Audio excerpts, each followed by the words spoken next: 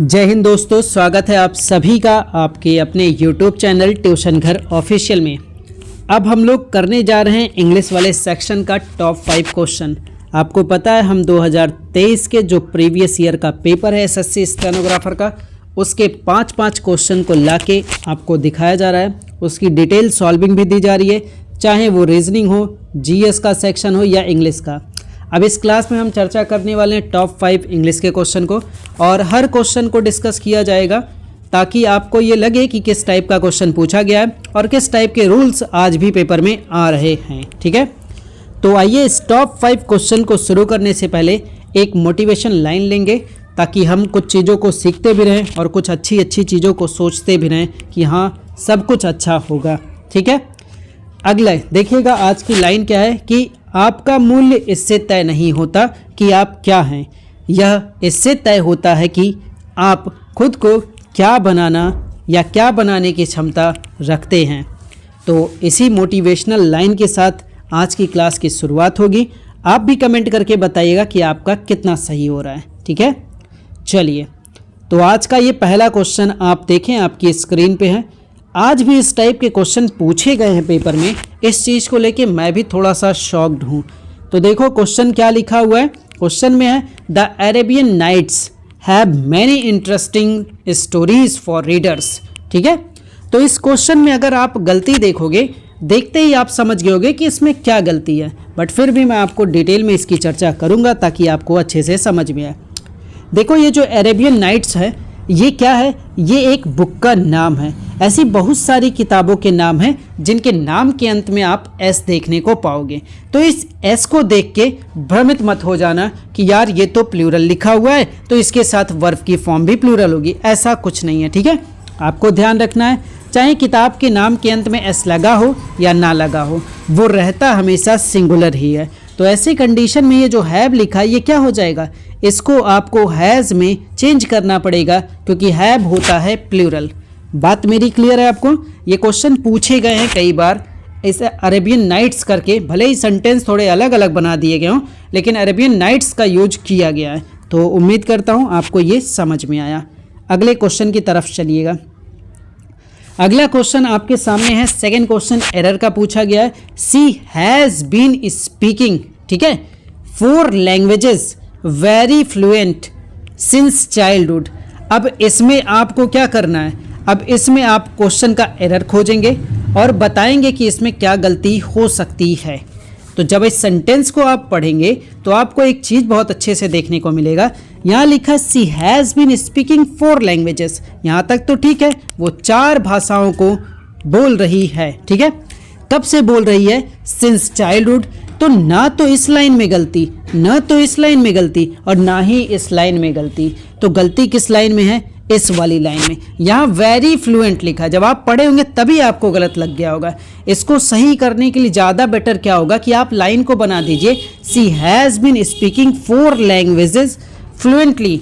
आप ऐसा भी बोल सकते हो। ठीक है, डायरेक्टली आप बोल दो यहाँ पे फ्लुएंटली। फ्लुएंटली एक क्या है, फ्लुएंटली एक यहाँ पे एडवर्ब है। ठीक है, तो आप देख पाते हो कि ऑब्जेक्ट के बाद हम एडवर्ब लगाते भी हैं। तो पूरी लाइन क्या हो जाएगी, प्रवाह के साथ, बहुत ही धारा प्रवाह के साथ वो क्या करती है, 4 लैंग्वेजेस को बोलती है। अगर आप ऐसे बोले वेरी फ्लुएंटली तब भी कहीं ना कहीं जाके एडजस्ट करेगा, लेकिन बेटर है कि यहाँ पे आप बोल दीजिए she has been speaking 4 languages fluently since childhood. ठीक है, क्लियर है मेरी बात आपको। आगे बढ़ते हैं, मतलब गलती कहाँ था, इस फर्स्ट वाले पोर्शन में गलती है। अगले क्वेश्चन की तरफ चलिएगा। ये देखिए, ये बहुत ही अच्छा क्वेश्चन है, बहुत परेशान भी करा होगा जिन लोगों ने पहली बार लगाया होगा। वैसे आपने पढ़ा होगा तो आपको समझ में आया होगा। जैसे देखो लिखा द टीम प्लेड, यहाँ तो कोई दिक्कत नहीं है, इस पोर्शन में कोई गलती भी नहीं है। Extremely good during the match, during the match भी आपको पता है कि कोई गलती नहीं है। अब जब आपने इस सेंटेंस को पाया होगा एग्जाम में या अभी आप देख पा रहे होगे तो आपके मन में एक्सट्रीमली पे गलती नज़र आ रही होगी या आपको लग रहा होगा कि गुड में गलती होगी। यहीं से कन्फ्यूज़न है। क्यों, यहीं से कन्फ्यूज़न है कि आखिर गलती क्या हो सकती है। तो देखो, एक होता है एक्सट्रीमली गुड, ये भी ठीक होता है, एक होता है एक्सट्रीमली वेल, दोनों ही सही रहते हैं। लेकिन ये वाला हिस्सा जो एक्सट्रीमली गुड है ये एडजेक्टिव फ्रेज है, और एक्सट्रीमली वेल वाला जो है ये एडवर्ब फ्रेज है। कैसा है? एडवर्ब फ्रेज है। अब एक बेसिक सी बात का आप ध्यान रखो कि जब सेंटेंस में, देखना ध्यान से जो मैं आपको समझाना चाह रहा हूँ, जब सेंटेंस में कोई वर्ब लिखा हो ना, तो उस वर्ब की विशेषता बताने के लिए हम क्या करते हैं? एडवर्ब का यूज करते हैं। तो ये पूरी लाइन जो आप यूज करना चाहते हैं यहाँ पे एडवर्ब फ्रेज का यूज करें, ज़्यादा बेहतर रहेगा। वैसे एक्सट्रीमली गुड में कोई दिक्कत नहीं होती है, एक्सट्रीमली वेल में भी कोई दिक्कत नहीं है, लेकिन चूंकि सेंटेंस की डिमांड यहाँ पे एडवर्ब फ्रेज की बात कर रहा है, तो आप यहाँ पे गुड की जगह वेल का यूज करो, ज़्यादा सुटेबल ये सेंटेंस हो जाएगा। और गलती आपके इस फोर्थ वाले पोर्शन जहाँ पे ऑप्शन दिया है गुड, वो सही रहेगा। मतलब उस गुड को आप गलत करके वहाँ पे वेल लिखोगे। ठीक है, आगे चलते हैं। ये देखिएगा, ये आपका नो इम्प्रूवमेंट का क्वेश्चन पेपर में पूछा गया था। बहुत अच्छा क्वेश्चन है, इसको भी देखो। नो इम्प्रूवमेंट में ये करना रहता है कि आपको ऐसा अंडरलाइन करके दे देगा एक पार्ट, जैसा कि यहाँ पे मी एंड समृद्धि, ठीक है, लिव हियर ये लिखा हुआ है। अब इस अंडरलाइन पार्ट को आपको क्या करना है? इन 4 ऑप्शंस में से देखना है कि क्या हो सकता है आगे के सेंटेंस को ध्यान में रखते हुए।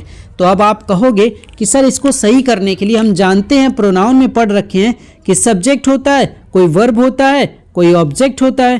तो वर्ब के पहले के सारे हिस्से क्या कहलाते हैं? सब्जेक्ट कहलाते हैं। तो अगर हम लिव के पहले कुछ लिखना चाहेंगे सर, तो लिव के पहले जितनी भी चीज़ें लिखेंगे वो हमारे क्या रहेंगे? वो हमारे सब्जेक्ट रहेंगे। तो मी एंड समृद्धि तो गलत लिखा है। सबसे पहले मी को तो आई करना है, पहली चीज़ मी को तो हमें आई करना है। दूसरी बात, जब आप प्रोनाउन की बात करते हो ना, तो लिखने का ऑर्डर क्या होता है? 2 3 1 होता है। कोई भी नॉर्मल सेंटेंस हम देखते हैं, जनरल सा सेंटेंस देखते हैं, तो उसको लिखने का तरीका 2 3 1 रहता है। इट मीन्स अगर अब हमको सही ऑप्शन यहाँ सुटेबल करना रहेगा, सही करना रहेगा, तो हम लोग क्या बोलेंगे? समृद्धि एंड आई लिव हियर। बात समझ में है? 2 और 3 का मतलब हो गया कि पहले सेकंड पर्सन आएगा। चलो सेंटेंस में सेकंड पर्सन नहीं है तो कोई बात नहीं, तो 3 1 केवल चलाएंगे।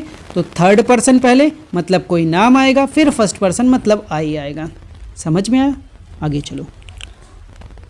देखो कॉन्सेप्ट वाली क्लासेस चल रही हैं। आप ऐप पे जाइए, ट्यूशन घर ऑफिशियल ऐप डाउनलोड करिए। यहाँ देखिए मैं बता दे रहा हूँ आपको, ट्यूशन घर ऑफिशियल ऐप डाउनलोड करिए। दिया गया है व्हाट्सअप नंबर, इस पर भी आप कांटेक्ट करके पता कर सकते हैं कि क्लासेस कैसे चल रही हैं, क्या क्या चल रही हैं। ठीक है, आइए आज का आखिरी क्वेश्चन देखते हैं।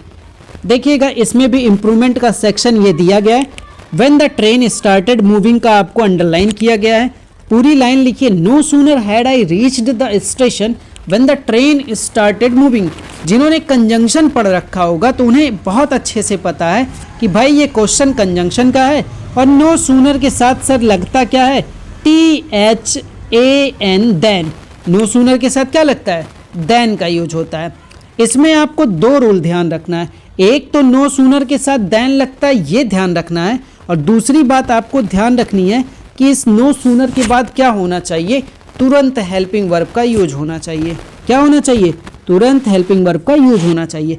अब आप देखो इन चारों में से कौन सा सुटेबल है। सबसे पहले तो इस वेन वाले को काट दो, इस वेन वाले को भी काट दो। हमें बताया गया कि THAN देन लगता है, यहाँ देखो THEN है, यहाँ THAN है, तो सही कौन सा होगा? सेकेंड वाला ऑप्शन, THAN देन वाला। ठीक है, चलो आज की क्लास यहीं पे एंड होती है। आप देखा आज 5 क्वेश्चन को। कमेंट करके बताइएगा आखिर आपका कितना क्वेश्चन सही हो रहा है। दिए गए व्हाट्सअप नंबर पे जरूर व्हाट्सअप करके पता करें कोर्सेज में क्या है, क्लासेस में क्या पढ़ाई जा रही हैं। अभी चीज़ें बहुत अच्छे से चल रही हैं और अभी फ़ी भी उसकी बहुत कम रखी गई है ताकि आप उससे जुड़ सकें। आगे पता नहीं क्या होगा उस चीज़ का। बाकी ये क्लासेस आपको कैसी लगी, डेली टू डेली प्रोवाइड होंगे। कमेंट करके ज़रूर बताइए आपका कितना सही हो रहा है। ठीक है, टेक केयर। आज की क्लास में इतना ही। जय हिंद।